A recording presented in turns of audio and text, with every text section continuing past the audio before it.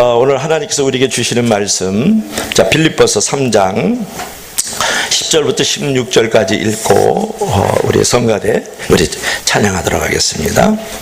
우리가 인생의 이제 계절을 시계의 소리로 비유를 하는 경우가 있죠. 40대 똑딱 똑딱 똑딱 이렇게 가고, 50대는 똑딱 똑딱 똑딱 하고, 60대는 똑똑똑 하고, 70대 이상은 똑똑똑똑똑 이렇게 지나가려고 그러죠. 시계 소리가 똑딱똑딱 하는 것을 지금이라는 소리로 들으라는 그런 격언이 있습니다. 여러분, 시간을 잘 관리하지 못하면 늘 시간이 없다고 불평하고 원망하지만 자신이 우선으로 섬기는 일을 할 만한 시간은 사실은 항상 있다, 그런 말이에요. 그러므로 시간이 없는 것을 아쉬워하지 말고 시간을 잘 활용할 수 있는 지혜가 없는 것을 아쉬워할 수 있는 그런 믿음의 태도가 우리에게 필요하다. 시간은 모든 사람에게 공평하게 주어진 자본금이에요. 그 자본금을 잘 활용할 때 우리가 성공할 수 있는 것이거든요. 내일 하자라고 자꾸 해야 이제 하자고 자꾸 해야 할 일을 여러분 미루시면 안 됩니다.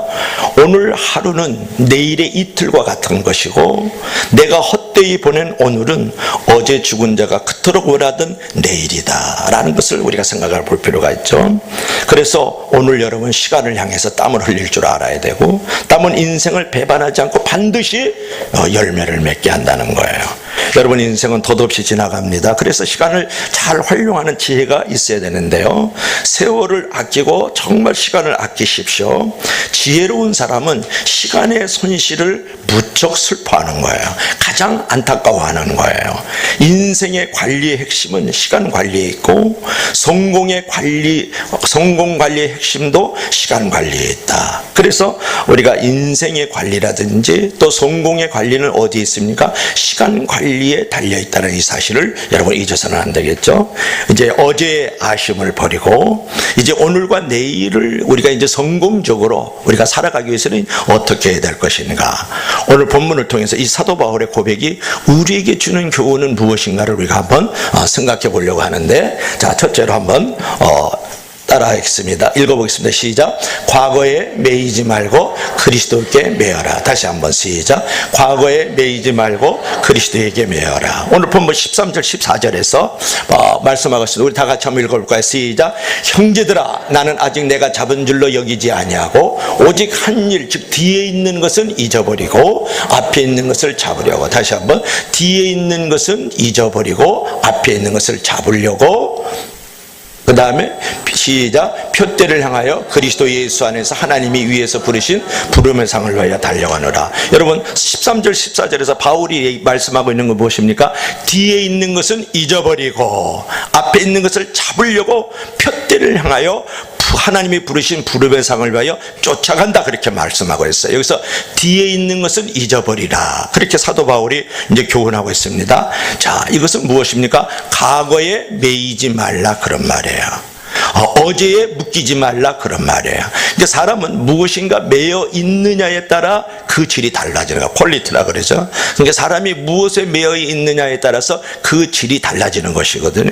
어떤 사람은 술에 매여 살아요. 어떤 사람은 도박과 게임에 매여 살아요. 어떤 사람은 출세에 매여 살고, 어떤 사람은 하찮은 기분과 감정에 매여 살거든요. 그 중에서 가장 안타까운 사람은 과거의 한에 매여 사는 사람이다. 이런 사람은 가장 소중한 자신의 자유를 도난당한 사람이다, 그렇게 우리가 말할 수가 있어요. 한에 매여 사는 사람은 자유를 도난당한 사람이다. 여러분, 그 도난당한 자유를 찾으려면 어떻게 해야 되겠습니까? 과거의 아픔을 잊고 용서해야 되지 않겠습니까? 누군가를 미워하면 그 사람의 종이 되는 거예요. 누군가 그 사람을 증오하고 있으면 그 사람의 노예로 지금 살아가고 있다, 그런 말이에요. 가끔 보면 자녀들이 부모로부터 큰 상처를 입으면 되게 스스로 다짐하고 결단하죠. 나는 엄마 아빠 절대 닮지 않을 것이라고, 똑같이 되지 않을 거야, 이러면서 막 분노하고 증오하고 그러죠. 그런데 이상하게 나이가 많아질수록 엄마 아빠를 그대로 닮아가요. 시집살이 하던 시어머니가 더 며느리를 이해할 것 같은데 더 시집살이를 시키거든요. 왜냐하면 싫어하는 사람에 대한 상처를 계속 가지고 있으니까 그 응어리가 그 사람에게 정서의 포로가 되어서 그 사람의 모습을 닮아가는 거다, 그런 부분이에요. 그러니까 미워하면서 닮아간다, 그런 말을 하지 않습니까? 나는 당신과 같이 되지 않을 거야 하면서 자꾸 비판하는 마음을 가지면 마음과 정신이 그 사람과 연루가 돼요. 그래서 용서로 그 상처를 끊지 않으면 점차 그 사람을 닮아가면서 정서적인 결함이 생기게 됩니다. 그것을 성경에서는 쓴뿌리다, 그렇게 말을 하는 거예요. 그 쓴뿌리를 끊고 어떻게 우리가 자유할 수 있을 것인가? 오늘 사도 바울이 12절에서 우리에게 지금 가르쳐주고 있는데 12절 한번 읽어볼까요? 시작. 내가 이미 얻었다 함다 아니라 온전히 이루었다 함다 아니라 오직 내가 그리스도 예수께 잡힌 바 된 것을 잡으려고 달려가느라. 여기서 내가 그리스도 예수께 잡힌 바 된 그것을 잡으려고 달려간다. 여러분, 쓴뿌리를 끊고 내가 상처를 끊고 나의 응어리를 이제 끊고 어떻게 자유를 얻을 수 있을 것인가? 내가 어떤 사람을 증오하고 미워했을 때 나의 자유를 도난당하고 있고 나는 그 사람의 종이 되고 있는데 거기서 내가 자유를 찾을 수 있는 것, 종의 자리에서 내가 자유의 자리로 나갈 수 있는 것을 사도 바울이 지금 가르쳐주고 있는데, 오직 내가 그리스도 예수께 잡힌 바 된 그것을 잡으려고 쫓아간다라고 고백을 하고 있어요. 이 구절에서 잡혔다라는 말이 나오죠. 그리스도 예수께 잡혔다라는 말은 포로가 되었다, 그런 말이에요. 그가 그리스도에게 매여서 자기에게 주어진 사명을 해서 달려갈 때 우리가 가장 자유로운 삶을 살아갈 수 있다라고 말을 하는 거예요. 즉 예수 그리스도에게 우리가 묶이고 또 말씀에 사로잡히고 성령님께 지배를 당할 때에 우리는 가장 자유로운 삶을 살아갈 수 있고 놀라운 평안을 얻을 수 있는 줄로 믿을 수 있기를 바랍니다. 그러니까 예수님과 말씀과 성령과 믿음으로 우리가 사로잡힐 때 자유로워질 수 있다는 거예요. 여러분은 세상과 정욕과 마귀에 포로되어 있습니까? 또는 어떤 사람과 어떤 사건에 내가 깊은 상처를 가지고 또 거기에 응어리 또는 쓴뿌리를 가지고 거기서 내가 자유를 도난당하거나 거기에 내가 노예로 살아가고 있습니까? 거기서 벗어날 수 있는 길을 우리 사도 바울이 우리를 통해서 교훈을 하고 있죠. 그것은 무엇입니까? 내가 예수님께 묶여야 돼요. 또 하나님의 말씀에 사로잡혀야 돼요. 내가 성령의 포로가 돼야 돼요. 믿음의 지배를 받길 주 이름으로 간절히 부탁합니다. 그럴 때 우리가 자유로워지고 그럴 때 빼앗겼던 그 평안을 내가 얻을 수 있다, 그런 말이에요. 사람은요 어차피 무엇인가 매여 살게 되어 있는데 그런 상황에서 세상은 우리를 자꾸 얽어매려고 하는 거거든요. 그래서 우리가 기차는 어디서 자유로워요? 기찻길 위에서 자유롭죠. 물고기는 어디서 자유로워요? 물속에서 자유로운 것이죠. 새는 어디서 자유롭습니까? 새는 하늘의 창공에서 우리가 자유로울 수 있는 것이죠. 사람은 어디서 자유로울 수 있는 존재냐? 그는 술도 아니고 도박도 아니고 돈도 아니고 명예도 아니고, 아멘 할 때까지 명예도 아니고 권력도 아니고 사회적인 높은 신분도 아니고 많은 소유의 자리에 있는 게 아니에요. 어디서 우리가 자유롭습니까? 그리스도 예수 안에서, 말씀 안에서, 성령님 안에서, 예배 안에서, 믿음 안에서 자유로운 줄을 믿을 수 있기를 바랍니다. 그래서 우리가 세상과 정욕과 마귀에게 매이면 우리는 영혼의 자유를 도난당하게 되는 것이고 인생의 노예로서 전락돼 버리고 마는 것이다. 반대로 우리가 그리스도에게 매이면 그 도난당한 자유를 찾게 되는 것이고 그 자유를 찾는 것이 바로 신앙이 내포하고 있는 중요한 내용 중에 하나이다. 그런 의미에서 우리가 그리스도에게 매이고 사명이 있다는 것은 얼마나 복된 일인지 몰라요. 여러분이 잘 아는 사람 가운데 한 사람이 있는데 이 사람 누굴까요? 이런 사람에게도 아름다운 삶이 주어질 수 있을까요? 이런 사람에게도 시골 구석에서 사생아로 태어났어요. 사생아로 9살에 사촌 오빠로부터 성폭행을 당하죠. 14살에 미혼모가 되고 그 아이는 태어난 지 2주 만에 죽는 상처를 끌어안아요. 게다가 마약 사범으로 수감이 되고 이제 비만에 걸려요. 이렇게 엉망진창이 된 인생에게 새롭게 탄생할 수 있는 기회가 정말 있을까요? 여러분 어떻게 생각합니까? 하지만 바로 그런 사람이 20세기 가장 부자인 흑인계 미국인이 되었어요. 약 재산이 1조 원에 가깝죠. 9천억. 미국의 상위 자선 기부자들 중에서 첫 번째 아프리카 미국인이고 세계에서 유일한 흑인 억만장자가 되었어요. 조금 전에 여러분 1조 원 거리니까 전혀 감이 안 오니까 놀라질 않는 거예요. 그러니까 1억 명 이상이 오줌을 싸면 홍수가 나는 거예요. 1억이라는 단어도 무지 큰 단어인데 100억도 아니고 1000억도 아니고 1조라고 하니까 전혀 감이 안 오니까 1조가 있구나 이제 그렇게 생각했죠. 이분은 1조의 재산을 지금 갖고 있다고요. 살아생전에. 그가 바로 누굽니까? 오프라 윈프리죠. 1954년 1월 29일생. 여러분 그는 19살에 지역 전용 뉴스의 공동 뉴스 캐스터로 시작했지만 마침내 시카고의 삼류 지역 토크쇼를 최고의 자리로 끌어올렸어요. 그리고 명예로운 상을 휩쓸다시피 했는데 2010년 케네디 센터에서 평생 공로상을 받고 2010년 여성 컨퍼런스 미네르스 상을 받고 2005년 국제 예미상 방송 인상을 받고 2005년 세계에서 가장 영향력 있는 명사 100인 중에 최고의 명사로 이제 선정이 되고 2005년 미국 인권 박물관이 수여한 올해의 자유상을 수상을 했고 2004년 유엔이 주는 올해의 세계 지도자 상을 수상을 했다.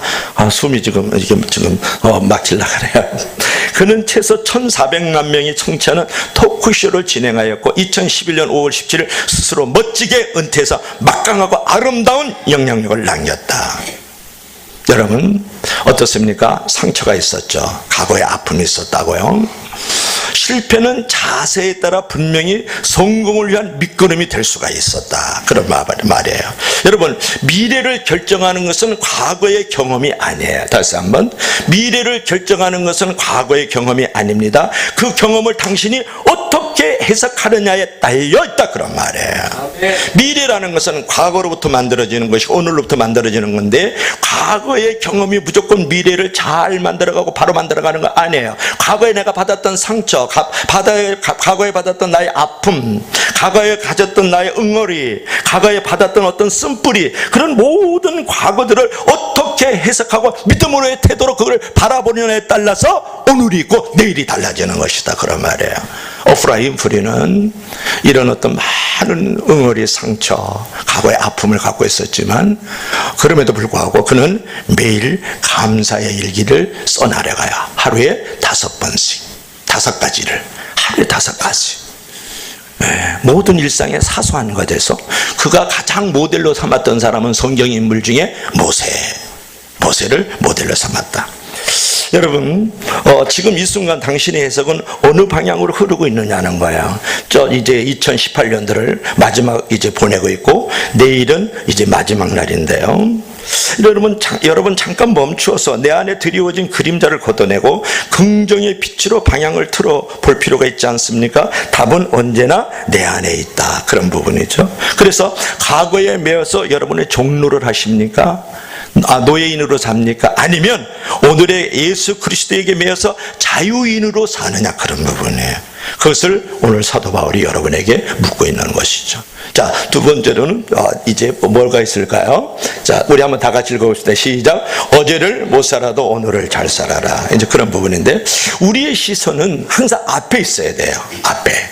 자꾸 뒤를 돌아다 보면서 과거의 매인 삶을 살지 말아야 됩니다. 그때 그 사람 사귈 걸, 그때 아파트 팔 걸, 그때 땅을 사들 걸, 그때 하나님 앞에 드릴 걸, 이제 그러면서 이제 껄껄하면 이제 껄껄한 인생이 되지 않습니까? 그러니까 우리가 살다 보면 우리에게 이제 후회되는 일들이 되게 많죠. 그러나 이제 그런 일에 매이면은 시간 낭비일 뿐이죠. 후회한 일을 발판으로 삼고 교훈으로 삼아서 앞으로 나가야 돼요. 어제는 못 살아도 오늘은 잘 살아야 되지 않겠습니까? 그러니까 사람이 살다 보면 승리하는 일도 있고 패배하는 일도 있어요. 한때 승리했다고 승리만 돌아보면서 자만하지 말고 한때 패배했다고 패배만 돌아보고 한이 맺혀 살면 안 됩니다. 크게 보면 승리했다고 하는 사람보다는 패배했다고 사는 사람이 더 행복하게 사는 경우가 많아요. 중요한 것은 우리의 앞날이에요. 어제가 아니라 오늘이거든요. 우리의 과거에 아무리 불행했어도 우리가 기도하고 말씀을 존중하면서 최선을 다하면 우리 앞에 지금보다 훨씬 더 좋은 길이 옳은 길이 예비되어 있는 줄로 믿을 수 있기를 바랍니다. 여러분, 과거를 회상하는 일은 즐거운 일이에요. 과거를 회상하는 일은 이제 즐거운 일이다. 대부분의 사람들은 과거에 대한 후회, 그들의 놓친 것을 이제 생각하고, 오래된 죄책감, 했어야 하는 일들을 생각하고, 해묵은 원망, 다른 사람들이 해주지 않은 것, 내가 할 수 있는 거 하지 않은 것을 이제 곱씹어요. 계속 곱씹어요. 어떤 식으로 과거를 회상하느냐에 상관없이 과거에 매달리는 것은 완벽한 시간 낭비라는 거예요. 그런데도 대부분의 사람들의 머릿속의 절반은 이 일로 가득 차 있다는 거 아니에요? 그러면 한 걸음도 오늘과 내일을 나갈 수 없는 거예요. 제가 이제 이렇게 새벽에 교회를 올라오면, 우리가 이제 새벽 자전거를 타고 교회 오시는 우리 권사님들이 있어요. 집사님들이 있는데, 그 자전거를 이제 누가 가져가지 못하도록 이 체인을 딱 걸어놔 있잖아요. 때로는 뭐 전보산 때, 또는 뭐 교회 현관에 그 체인을 이렇게 새벽에 걸어놔 있어요. 그럼 그 자전거는 1m도 못 나가는 거예요. 들고 가지 않는 한 1m도 앞으로 나가지 못한다. 여러분, 배가 있습니다. 아래 돛담배가 있으면 노를 주면 앞으로 갈 수 있잖아요. 근데 그 돛담배를 갖다가 밧줄로 묶어 놓으면, 노를 주면 그 자리만 뱅뱅뱅뱅뱅 도는 거예요. 제가 무슨 말씀을 해요? 자전거에 체인을 걸어 놓으면, 이 시건 장치를 해 놓게 나면 그 자전거가 1m도 갈 수가 없다. 배에 밧줄을 묶어 놓으면 그 자리만 뱅뱅 돌지 1m도 나갈 수 없어요. 여러분, 무슨 말을 하고 있는 거예요? 과거에 여러분이 묶여 있으면 안 된다는 거예요. 어제의 노예가 되어 있으면 안 된다는 거예요. 좀 더 쉽게, 사람과 어떤 사건이 2018년도에 많은 부분이 있었지만은 좋은 것보다는 마음에 이렇게 마음에 불편했던 것, 또 힘들었던 것들이 늘 내 마음에 있거든요. 거기에 묶이면, 거기에 노예가 되어 있으면, 거기에 갇혀 있으면 여러분, 오늘 1m도 나가지 못하는 거예요. 오늘을 잘 살 수가 없다, 그런 말이에요. 여러분, 항상 지나간 일들에 대해서 후회와 다가오지 않는 미래에 대한 걱정들로만 살아온 건 아닌지 오늘 엄숙하게 여러분 경건하게 돌아봐야 돼요. 인생의 최고의 수건은 지금이라 그러잖아요. 그래서 소금보다 더 좋은 것은 지금보다 더 좋은 건 현금인데 지금이 가장 중요하다. 그러니까 악마의 계략 중에서 아주 지혜로운 계략이 하나 있는데, 그것은 뭐냐면 우리로 하여금 과거와 미래에 집착하게 해서 오늘을 못 살게 만드는 거예요. 오늘을 사람답게 하나님의 은혜 아래서 머물지 못하게 말고 감사하지 못하게 만들어가는 거예요. 다시 한번 얘기할까요? 여러분, 악마의 계략 중에 아주 지혜로운 게 하나 있는데 뭐냐면 우리로 하여금 과거와 미래에 집착하게 해서 오늘을 잘 살지 못하게, 바로 살지 못하게, 감사하면서 찬송하면서 살지 못하게, 순종하면서 살지 못하게 만드는 것이 악마의 계획이다, 그런 말이에요. 믿으시면 다 같이 아멘. 그래서 과거에 살면 안 돼요. 그렇다고 해서 미래에 살고 있으면 안 돼요. 오늘을 중요하게 생각하죠. 레오 톨스토이가 아주 세 가지 질문 유명하죠. 세상에서 가장 중요한 때는 바로 지금이다. 이렇게 예쁘게 만들어놨네. 자, 시작. 세상에서 가장 중요한 때는 바로 지금. 읽어요. 시작. 세상에서 가장 중요한 때는 바로 지금. 세상에서 가장 중요한 사람은 지금 함께 있는 사람. 세상에서 가장 중요한 일은 지금 좋은 일을 하는 것. 이렇게 톨스토이가 우리에게 이제 가르쳐주고 있어요. 그것이 세상에서 가장 중요한 것이고 우리가 사는 이유라는 거예요. 그렇습니다. 여러분, 지금이 가장 중요한 것이에요. 지금 이 시간, 지금 내 곁에 있는 사람, 그 사람을 위해서 지금 내가 할 수 있는 일 더없이 소중한 것들 아닙니까? 이 다음에 하다 보면, 자꾸 미루다 보면 시간도 사람도 결국 떠나가고 후회할 일만 우리 가운데 이제 남게 된다, 그런 부분이죠. 자, 세 번째로 마지막. 뭐가 서 있어요? 우리 다 같이 시작. 꿈과 사명을 위해서 내일을 살라. 아멘. 자, 오늘 본문 12절을 다시 한번 읽도록 하겠습니다. 시작. 내가 이미 얻었다 함도 아니요 온전히 이루었다 함도 아니라 오직 내가 그리스도 예수께 잡힌 바 된 것을 잡으려고 달려가노라. 옛날 성경에는 쫓아가노라 이렇게 나왔죠.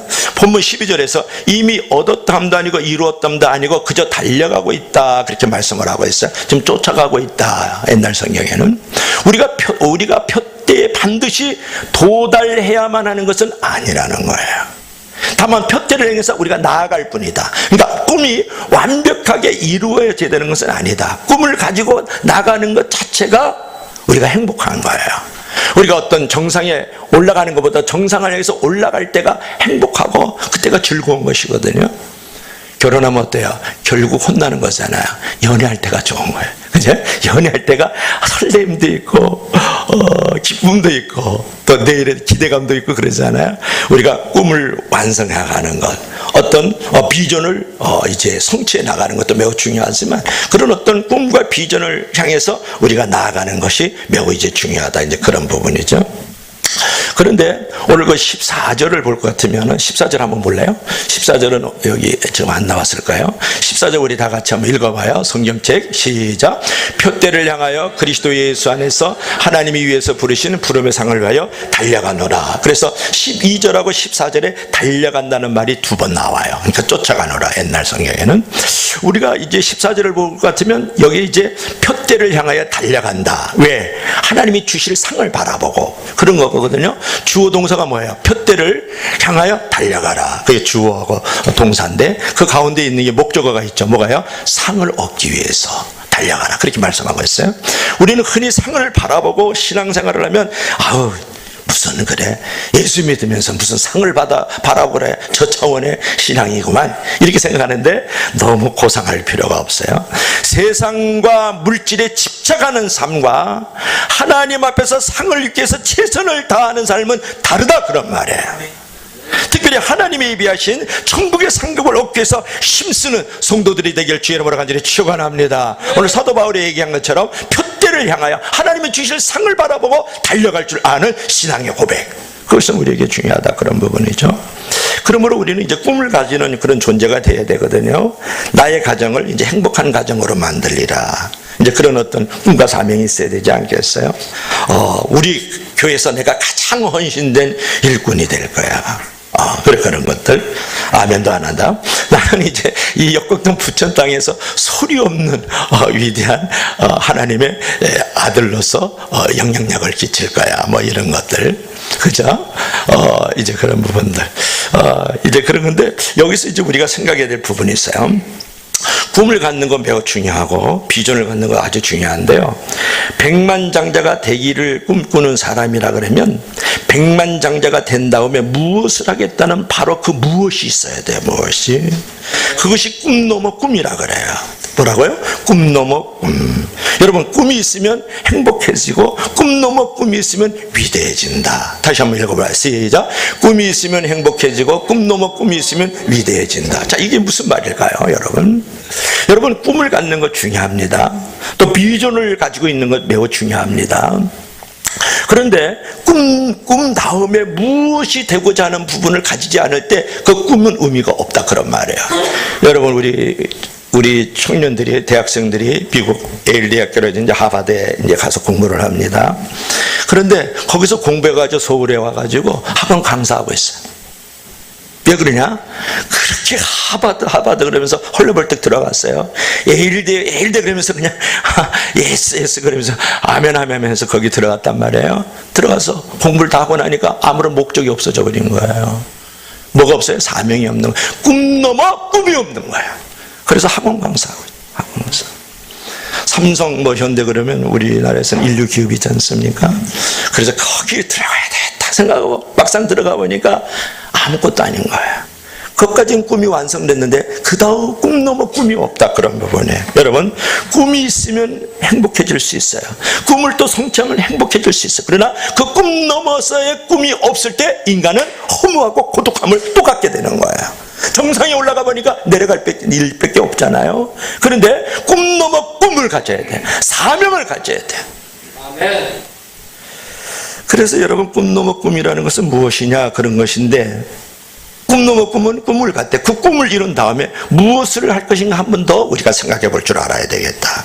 적어도 우리가 백만장자의 꿈을 꾸었다 그러면 백만장자가 된 뒤에 그 꿈을 증거들이 삼아가지고 더 의미 있고 가치 있는 삶을 살아가야 되겠다. 그것이 이제 이타적인 발걸음을 한 번 더 내디뎌야 되었나 그런 말이에요. 그러니까 내가 꿈을 완성한 다음에 하나님께 영광을 돌리고 이웃과 세상을 위해서 나를 드리지 않는 한, 나를 바치지 않는 한 여러분 위대해질 수는 없어요. 그 행복이 영원히 만들어지지는 않아요. 평안을 계속 내가 공급받을 수는 없다. 그러면 우리 인간의 자체 존재는 뭐냐 그러면 어떨 때 행복하냐면 하나님께 영광을 돌릴 때 행복한 존재로 지음을 받았어요. 그리고 이웃과 세상을 위해서 쓰임받을 때 그 자신에 대한 인정과 자신에 대한 그 긍정이 나를 행복하게 만들고 나를 위대하게 만들어가는 거예요. 믿을 수 있으면 다 같이 아멘. 그래서 하나님이 지으신 우리의 존재 목적은 하나님께 영광을 돌리고 이웃과 세상을 위해서 내가 드려질 때에 그때 행복한 거예요. 그럴 때 그 사람을 위대하다고 말하는 거예요.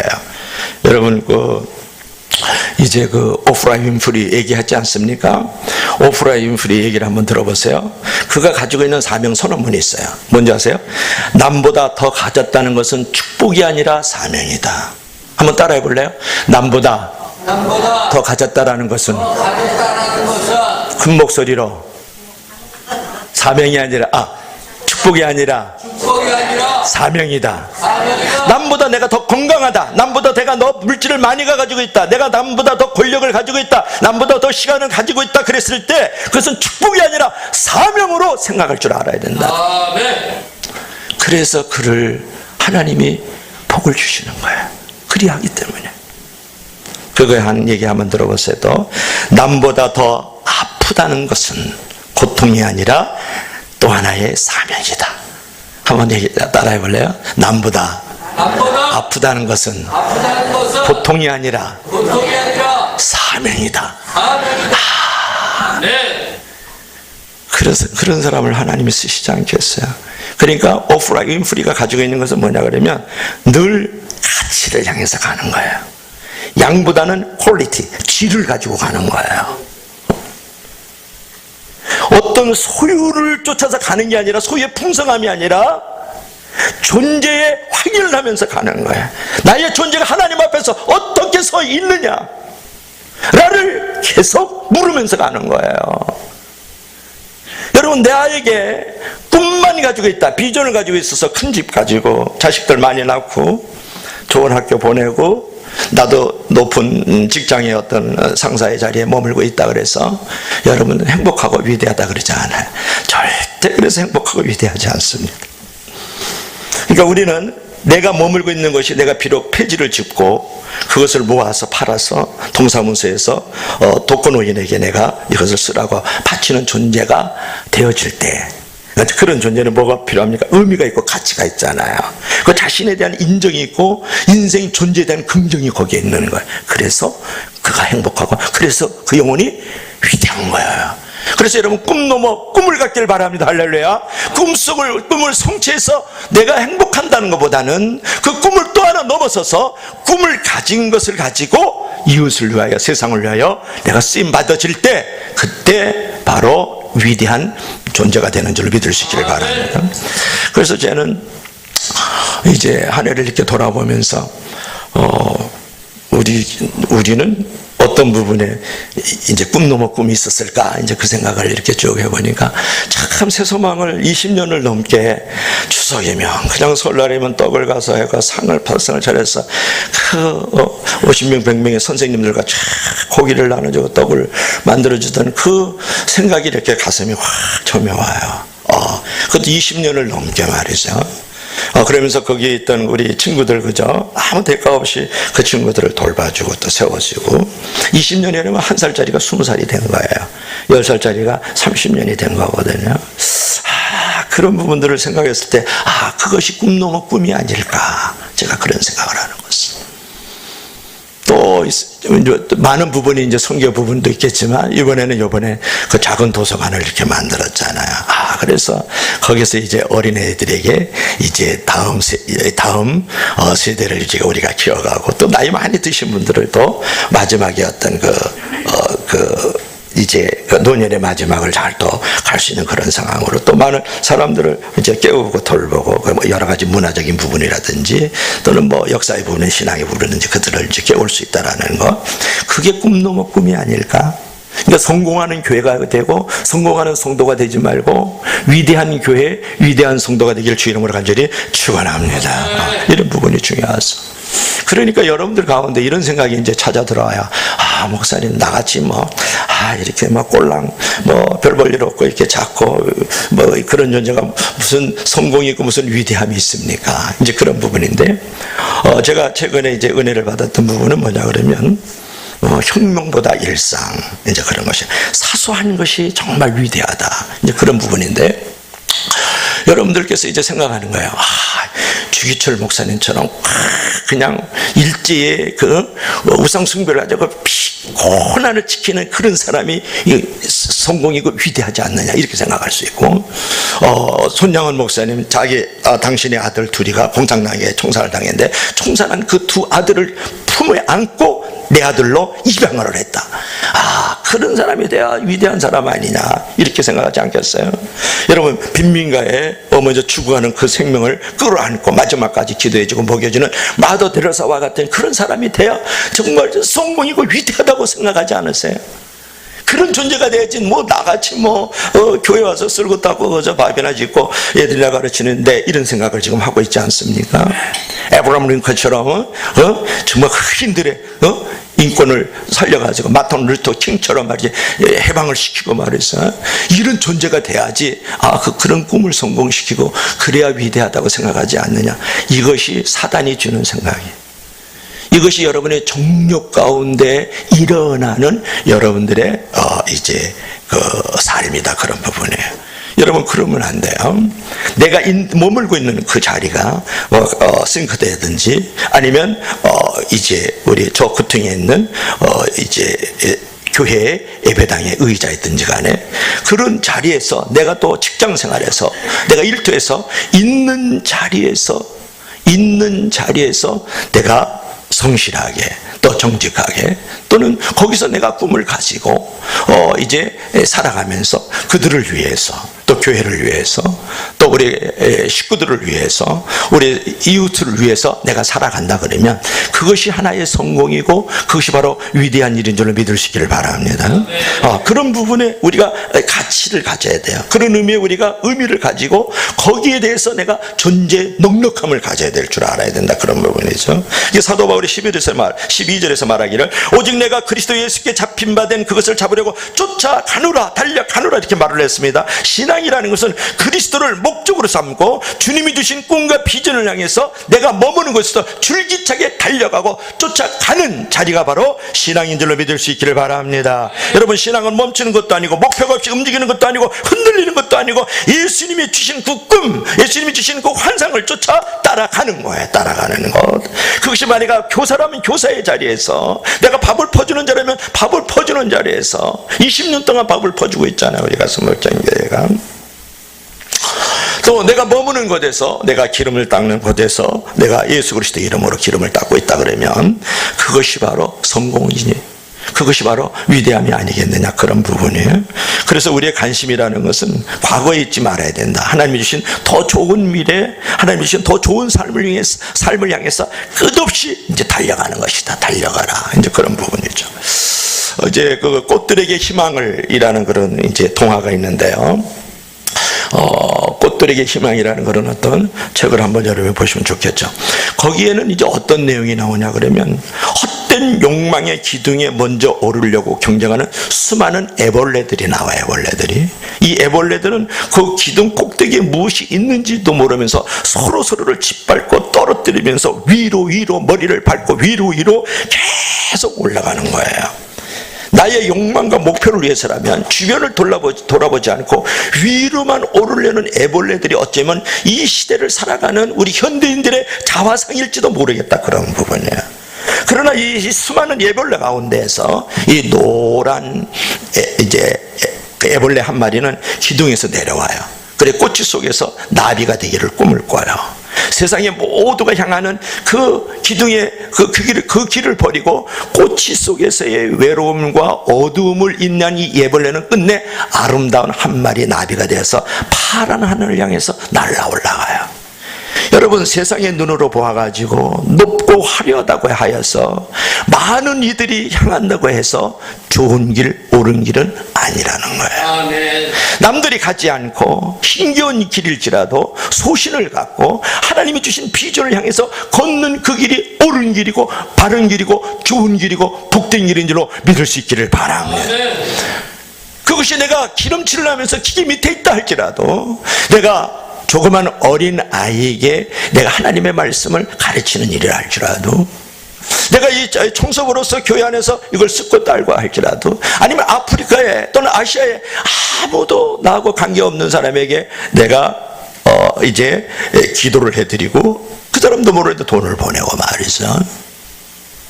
이웃에게 지금 굶어가는 모든 사람에게 일주일에 단 한 번이지만 그 한 사람을 위해서 내가 밥을 퍼줄 수 있다는 것, 내가 하나님께서 나에게 주신 그 꿈, 그런 어떤 사명을 향해서 걷는 길이 바로 성공이고 그 길을 걸어가는 것이 바로 위대함이 거기에 있는 줄로 믿을 수 있기를 바랍니다. 모든 사람이 다 가는 길이 옳은 길이 아니에요. 모든 사람이 가는 길이 좋은 길이 아니라고요. 우리는 하나님이 주신, 하나님이 부어주신 그 꿈과 그 비전, 그 마음을 가지고 내가 살아가는 것이 성공이고 그것이 바로 위대함이고 그것이 옳은 길이고 복된 길이고 선한 길이고 바른 길인 줄로 믿을 수 있기를 바랍니다. 신앙생활은 그렇게 하는 거예요. 아멘. 아멘. 여러분, 예수 그리스도께 사로잡힌 바 된 포로가 된 이 바울처럼 예수 그리스도가 나에게 주신 그 상을 향해서 달려가는 거예요. 그것이 한 달란트든 두 달란트든 5달란트인지 몰라요. 그리고 하나님이 주신 그 부름의 상을 향해서 내가 끊임없이 달려갈 때 그것이 옳은 길인 거예요. 모두가 가는 그 길이 옳은 길이 아니고 그것이 바로 복된 길이 아니라고요. 우리는 뭐라 그랬습니까? 표대를 하여 달려가되 하나님이 주시는 그 상을 바라보고 가는 거예요. 믿을 수 있으면 다 같이 아멘. 그래서 여러분, 좋은 생각을 이제 포기하지 말고, 여러분 좋은 일을 포기하지 말고 무엇보다도 믿음의 삶을 포기하지 말라는 말이에요. 자전거를 탈 때 멈추면 흔들리다가 넘어집니다. 계속 페달을 밟아야 흔들리지 않고 목적지까지 갈 수 있어요. 그래서 달려간다. Keep going. 계속해서 달려가는 거예요. 여러분, 사람의 삶이라는 것은 항상 좋게는 펼쳐지지는 않지 않습니까? 낙심되는 환경이 찾아오고 절망의 늪도 있어요. 그럴 때마다 우리는 give up, 포기하지 말아야 되겠죠. 어떤 어려운 일이 있어도 믿음을 포기하지 않고 하나님의 약속의 말씀을 믿고 비전을 향해서 중단 없는 달려가는 삶이 우리의 삶인 줄로 믿을 수 있기를 바랍니다. 기도하면서 달려가고 말씀에 순종하면서 달려가고 성령의 이끌림을 당하면서 달려가고 성도들과 교제하면서 달려가고 예배드리면서 달려가고 찬송하면서 달려가는 거예요. 믿으면 다 같이 아멘 합시다. 그래서 고인물은 썩기 쉽지만 흘러가는 물은 썩지 않아요. 움직이지 않는 돌에는 이끼가 끼지만 움직이는 돌에는 이끼가 끼지 않아요. 그렇기 때문에 여러분, 하석처럼 낡은 사고라든지 낡은 습관에 굳어진 사람들은 결코 하나님의 새 역사의 주인공이 될 수 없다. 그러나 지금도 역사는 우리를 찾고 있다라는 부분에서 우리가 살고 있는 이 시대, 이 지역, 이 땅에서 지금 사람을 부르고 있다. 누가? 하나님이. 우리는 너무나도 할 일이 많은 시대에 태어나 있거든요. 이 부름에 응답하기 위해서 우리가 끊임없이 꿈을 가지고 표대를 향해서 달려갈 수 있기를 바랍니다. 오늘 결론을 드리고 싶은데요, 이미 일어난 상황에 대처하거나 어떤 벌어진 사건에 반응만 하는 것은 우리 믿음의 내용이 아니에요. 참된 믿음은 뒤에 있는 것을 잊어버리고 앞에 있는 것을 잡으려고 표대를 향해서 나가는 것이다. 그러니까 과거에 매이지 말고 오늘 지금 이 시간에 내일을 향해서 꿈과 사명을 가지고 나아가라. 그렇게 오늘 얘기하고 있는 것이죠. 오늘 시 한 편 짧은 것을 읽고 바로 마치도록 하겠습니다. 용서. 과거를 벗고 미래를 여는 길. 그 어느 누구에게도 과거가 현재를 가두는 감옥이 되어서는 안 됩니다. 과거를 바꿀 수는 없으므로 우리는 어떻게 해서든지 과거의 아픈 기억을 해소할 길을 찾아보아야만 합니다. 용서는 과거를 받아들이면서도 미래를 향해 움직일 수 있도록 감옥문의 열쇠를 우리 손에 쥐어줍니다. 용서하고 나면 두려워할 일이 적어집니다. 레드 러스킨.